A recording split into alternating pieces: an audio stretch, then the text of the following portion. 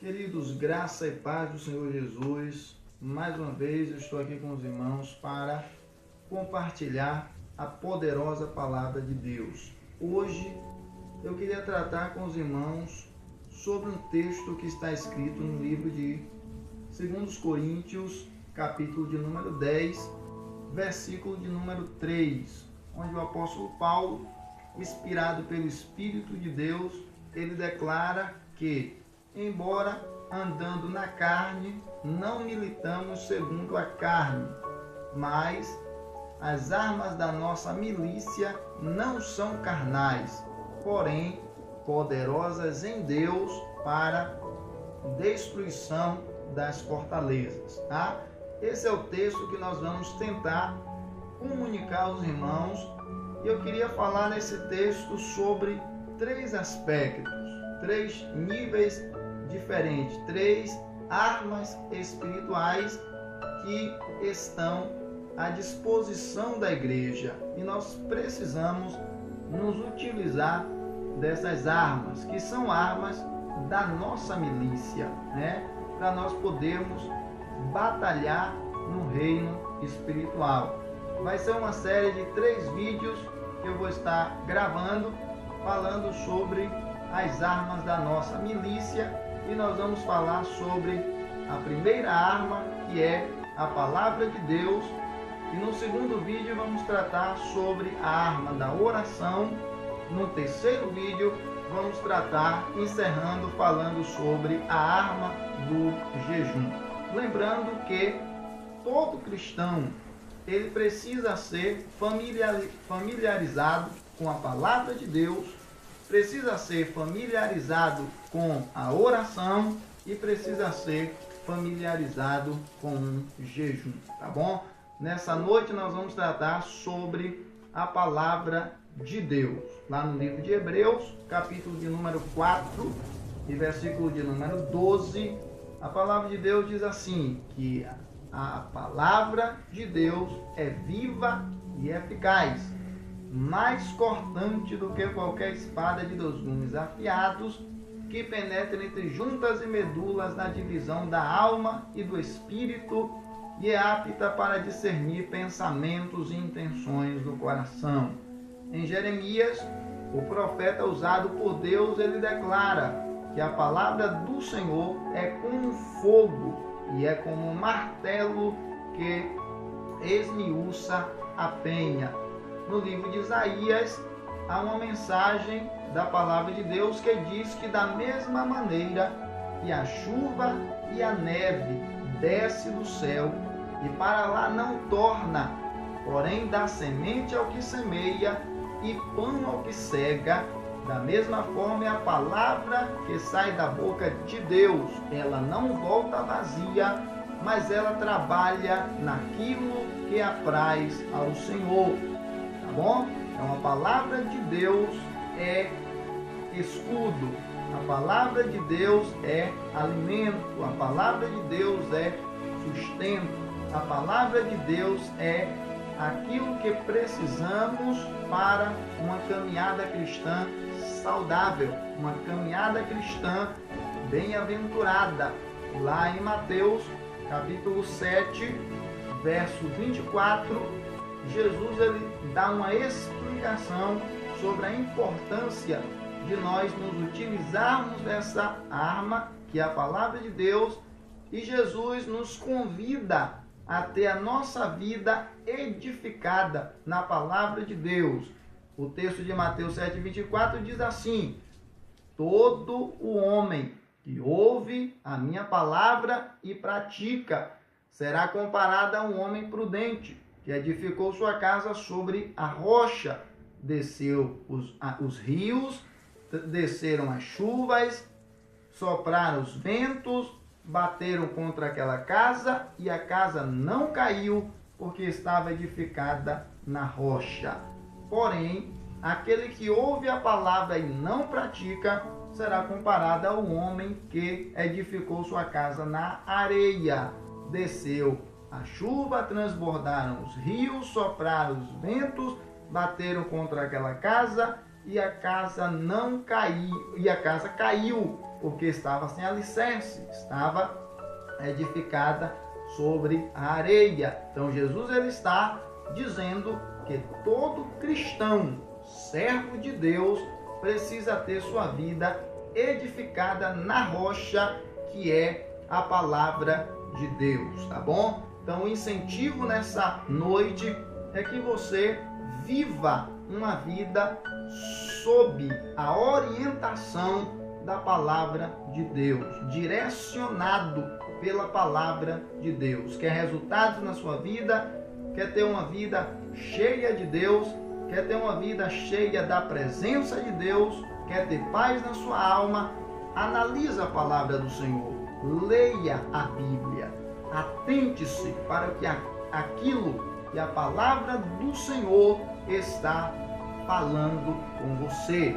Em Lucas capítulo 5, depois que Pedro passa a noite inteira pescando e não consegue nenhum peixe, ele volta para a praia de manhã.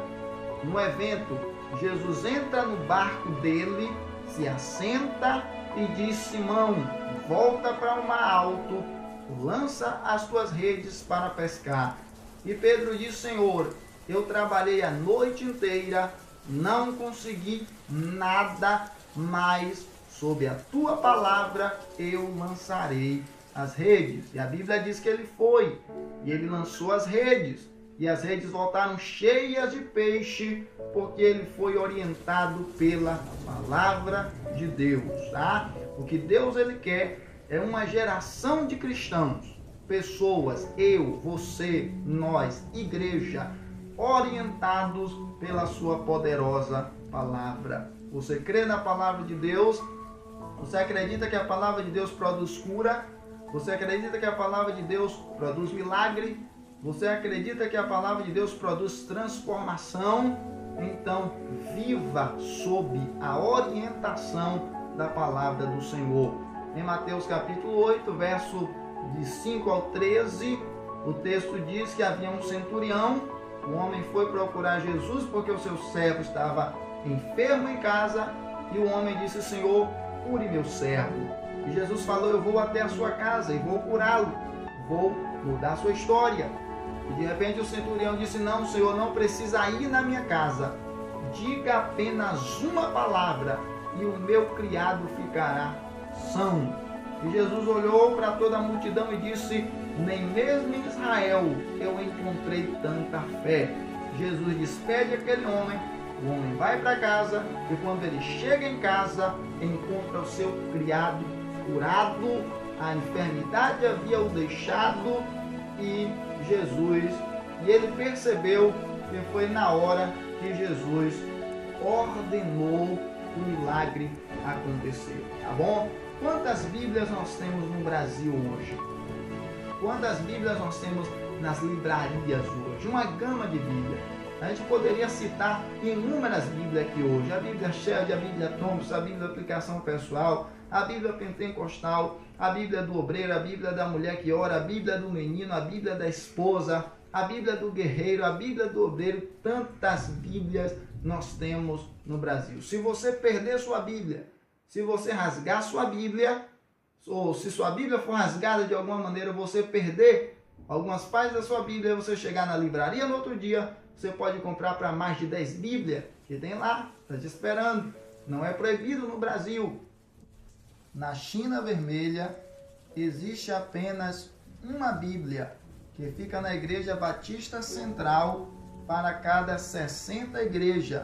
De maneira que se alguém quiser ler um salmo da palavra de Deus, precisa escrever seu nome no quadro negro, esperar pelo menos 3 anos na fila para poder ler um versículo, e se quiser ler outro versículo, precisa escrever seu nome de novo e esperar mais 3 anos. Irmão, tenha a Bíblia como livro de cabeceira.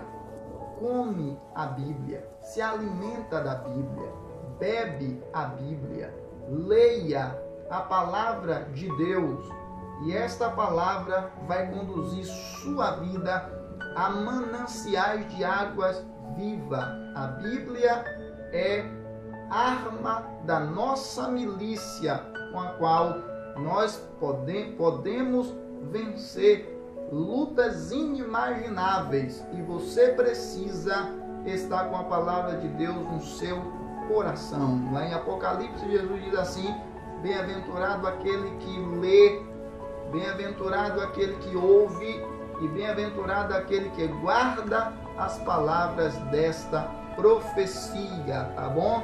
Então guarda a palavra no teu coração em nome de Jesus, tá bom? Que Deus abençoe sua vida, sua casa, sua família e que você tenha disposição para ler a palavra de Deus, meditar e colocá-la em prática. Que Deus te abençoe em Cristo Jesus, tá bom?